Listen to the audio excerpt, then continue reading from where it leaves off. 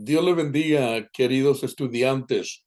Estamos en la semana 7, tratando con el título Retos morales que enfrentan la comunidad cristiana. Doctor García ha hecho un buen trabajo también en este capítulo que trata con varios asuntos de la cual estamos enfrentando hoy en nuestro día. Qué tremendo como lo estamos viendo, lo que no pensábamos que iba a ocurrir está ocurriendo en nuestro tiempo. Hace tiempo, como por el año 2016, la Iglesia de Dios de la Profecía había, el Comité de Doctrina había puesto algo que se llama declaración de fe. Cuando lo mandaron a todas las iglesias, tenía tanto más de lo que cuando se presentó en la asamblea. Entonces, muchos de nosotros aceptamos lo que nos mandaron a las iglesias y cambió cuando llegó el asunto a la asamblea, porque creían que no se tenía que hablar del género, no se tenía que hablar de la homosexualidad y no se tenía que hablar del matrimonio entre los homosexuales. Esto era el 2016. Pasé yo adelante y traté de insistir de que es importante guardar esto porque en un día pronto, les dije en ese tiempo, vamos a enfrentar la situación del género. Vamos a enfrentar la situación donde van a venir a querer que la iglesia los case y van a tener que definir qué es familia. Pues no se hizo y pasaron 2, 3, 4 años y llegó al momento que sí es necesario definirlo. Dice Mateo capítulo 19, verso 3 en adelante. Dice, entonces vinieron a él los fariseos, tentándole como siempre y diciéndole, es lícito al hombre repudiar a su mujer por cualquiera causa. El primer punto que quisiera mencionarle, hermano, es el número 4, que trata con género. Dice, él respondió y les dijo, ¿no habéis leído que el que los hizo al principio, varón y hembra, los hizo? Hay trata de género, el que los hizo. Número 5 dice, y dijo, por esto el hombre dejará padre y madre y se unirá a su mujer y los dos serán una sola carne. Ahí habla de familia. Y el número 6 dice, así que ya no son más dos, sino una sola carne.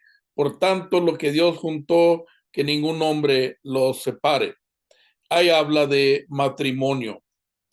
Qué cosa que en el tiempo cuando se escribió no se miraba mucho de esto, pero estábamos viendo el futuro que iba a acontecer. Ahora nuestra iglesia está en el dilema de tener que tratar de nuevo con esto para poder verlo y hacer unas adiciones a esta declaración de fe.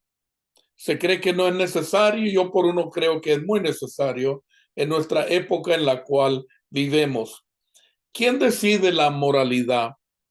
Los tiempos cambian, evolucionan nuevas costumbres, los estándares de moralidad cambian. La sociedad acepta hoy comportamientos que no toleraría ayer. Sin embargo, la sociedad no determina el comportamiento aceptable. Déjenme lo repito. Sin embargo, la sociedad no determina el comportamiento aceptable. Dígalo conmigo, Dios es el que determina el comportamiento aceptable. Por eso nos dio los 10 mandamientos, por eso nos dio las bienaventuranzas, por eso nos dejó Mateo 22, 37 al 39. Pero Dios es el que hace esta determinación. Dice Jeremías 10, 23, oh Señor, sé que el camino del hombre no está en sí mismo, no está en el hombre que camina el dirigir sus propios pasos. Para decirlo sin rodeos, si pensamos que los asuntos morales son decididos por los tiempos en que vivimos, entonces el diablo nos ha cegado a la verdad. Sabemos de que no es cierto, no puede ser. Segunda de Corintios 4, 3 y 4 dice, esta velada para aquellos que se pierden, cuya mente es el Dios de este siglo, ha cegado a los incrédulos para que no les resplandezca la luz del evangelio de la gloria de Cristo, el cual es la imagen de Dios. ¿Qué cosa? Estamos viviendo en un tiempo difícil, donde está entrando una complacencia en la iglesia de Dios en estos días, en el mundo cristiano, y a la misma vez que la complacencia llega a la iglesia, está el enemigo cegando a los incrédulos para que no vean la resplandor de la luz del evangelio si nosotros llegáramos a presentarla. Son las dos cosas están trabajando en contra el uno al otro. La iglesia perezosa y acuerdo de la escritura de que Pablo nos dejó cegados a los incrédulos para que no les resplandezca la luz del evangelio de la gloria de Cristo. El Dios de esta era no solo colorea o distorsiona nuestra forma de pensar, sino que enmascara la verdad detrás de preguntas confusas, situaciones emocionales y racionalizaciones que ocultan motivos reales, tal como, bueno, es que así son, así nacieron y tenemos que dejarlos que así sigan viviendo. Claro que nosotros tenemos que amar a toda persona, eso no cambia. Dice la palabra que Jesús vino al mundo que él amó, que de tal manera amó Dios al mundo. Y como lo he mencionado, el mundo llena de toda clase de gente, toda clase de pecado. Y ese mundo es el cual Dios mandó a su Hijo a rescatar. Todo esto hace que la verdad sea más difícil de aceptar para nosotros. Muchas de nuestras oposiciones tuercen la verdad, convenciéndonos de que son la verdad. He mencionado yo sobre la verdad varias ocasiones que la diferencia entre el bien y el casi bien es lo que nosotros tenemos que ponerlo atención. Aunque se oponen directamente a la Biblia, nos resulta difícil convencernos de que están equivocados. Vivimos en una sociedad cautivada por el individualismo expresivo. Dice un autor que se llama Yuval Levin en su libro La República Fracturada. Describe el individualismo expresivo de esta manera: el deseo de seguir el propio camino y un anhelo de realización a través de la definición y articulación de la propia identidad. Es un impulso tanto para ser más como lo que ya eres, como para vivir en una sociedad afirmando plenamente quién eres. La capacidad de los individuos para definir los términos de su propia existencia, definiendo sus identidades personales, se equipará cada vez más con la libertad y con el significado de algunos de nuestros derechos básicos, y si le da un lugar de honor en nuestra autocomprensión. Sé tú mismo y sé fiel a ti mismo. Son los eslogantes favoritos de la sociedad. Los primeros y los más grandes mandamientos para esta forma de vida: ser tú mismo, ser fiel a ti mismo. Observe algunas de nuestras oposiciones culturales más comunes. Existe la suposición de que el yo es el número uno. ¿Quién importa? Yo. ¿Quién es el más importante? Yo. Que siempre debemos cuidarnos a nosotros mismos y pensar en lo que es mejor para nosotros. El camino de Dios es mejor. Poner a Dios primero, a los demás segundo lugar y a uno mismo en el último lugar. Acuerdo Mateo 22, 37 y 39.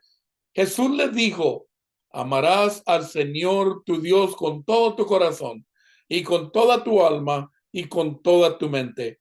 Este es el primer y grande mandamiento. Y el segundo es semejante, amarás a tu prójimo como a ti mismo. Filipenses capítulo 2, versos 3 y 4 nos dice, nada hagáis por contienda o por vanagloria, antes bien con humildad, estimando cada uno a los demás como superiores a sí mismo, no mirando a cada uno por lo suyo propio, sino cada cual también por lo de los otros.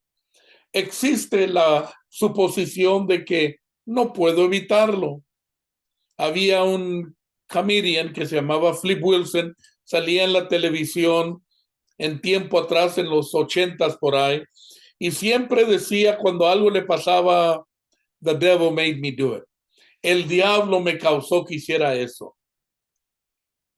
No pude evitarlo, tuve que hacerlo.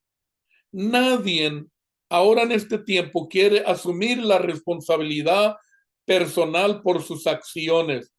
La culpa es de nuestro entorno, de nuestros padres o de la falta de programas sociales. La verdad es que, sin embargo, Dios nos juzgará por lo que hacemos nosotros mismos. Eso es lo que están diciendo hoy. Hace poco una persona se metió a un lugar, a Walmart, y disparó a varias personas y dijo que se estaban burlando de él, que algo le decía que los matara, y seguía diciendo eso, no tomando él su propia culpa por lo que él hizo, y existió la suposición en él, no puedo evitarlo. No quiso asumir responsabilidad personal por sus acciones. Y parece así ser la verdad entre muchos hombres que son tomados en el pecado del adulterio. Dicen, la mujer me engañó. La mujer tomado en el pecado de adulterio, fornicación. El hombre me sedució. Es la culpa del hombre. Y uno no toma la culpa para sí mismo. Pero Dios nos juzgará por lo que hacemos. Dice Primera de Corintios 10, 13, no os ha sobrevenido ninguna tentación que no sea humana, pero fiel es Dios, que no os dejará ser tentado más de lo que podéis resistir, sino que dará también juntamente con la tentación la salida, para que podáis soportar. Dice el verso 10, porque es necesario que todos nosotros comparezcamos ante el tribunal de Cristo para que cada uno reciba según lo que haya hecho, mientras estaba en el cuerpo, sea bueno o sea malo. La ética y la moral se relacionan con la conducta correcta y la incorrecta. Si bien a veces se usan indistintamente, pero sí son diferentes. La ética se refiere a las reglas proporcionadas por una fuente externa, por ejemplo, códigos de conducta en los lugares de trabajo o principios en las religiones. La moral se refiere a los propios principios de un individuo con respeto al bien y el mal. Entonces hay retos que nos están enfrentando a nuestra comunidad cristiana: el aborto, homosexualismo, racismo, conformismo, la igualdad sexual, la igualdad racial, que nosotros así nacemos. Los muchachitos y las muchachitas se ven y dicen, mira lo que tengo. Es que puede ser que yo sea mujer, dice un niño, y los padres le dicen, sí, a lo mejor eres mujer. So, no te preocupes, ahí después lo figuras. Están quitándole el género de lo que Dios los había hecho, como había dicho en el principio. Vivimos en un tiempo difícil, donde el hombre quiere ser mujer y la mujer quiere ser hombre. varios artistas que han podido pagar para que hagan cambios en su cuerpo para tomar forma de lo que dicen que son. Dios no hace errores de ninguna forma. Él creó al hombre tal como lo hizo y a la mujer. Igualmente, somos igual, racial, igual sexual. El hombre es el mismo que la mujer, el mismo nivel, somos igual. Dice el autor García que la iglesia pentecostal probablemente es única de tantas otras iglesias que ha reconocido la importancia de la mujer en ministerio.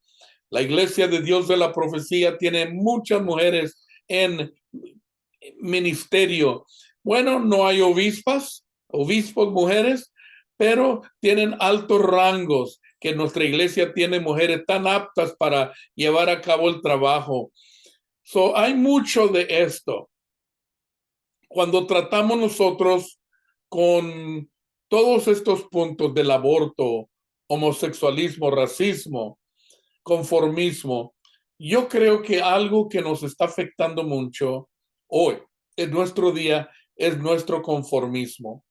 Yo conozco gente que no les gusta confrontación. Si alguien llega y les hace preguntas diferentes a la doctrina que uno cree, pues uno se somete, no quiere defender el evangelio. Pero está en nuestro tiempo, hermanos, de defender el evangelio con el evangelio. Dice Mateo capítulo 4 que el enemigo se le llegó a Jesús y después de haber ayunado 40 días y 40 noches, y luego fue llevado en el desierto a ser tentado. Y dice la palabra del Señor muy claritamente en Mateo capítulo 4. Y tengo que ponerlo aquí porque es tan importante ver de que primero le dice, escrito está. Cuando le respondió Jesús, le respondió de esta manera, escrito está. Le pegó al enemigo con la palabra. Al momentito le vuelve a atacar el enemigo y le dice, pero también dice, y le retó con la misma palabra. Y Jesús volvió otra vez más con la palabra y lo trató con la palabra, pero también dice la palabra, escrito está también. Y 3 veces el Señor lo arregló con la palabra, pero la segunda vez el enemigo trató de darle palabra a Jesús.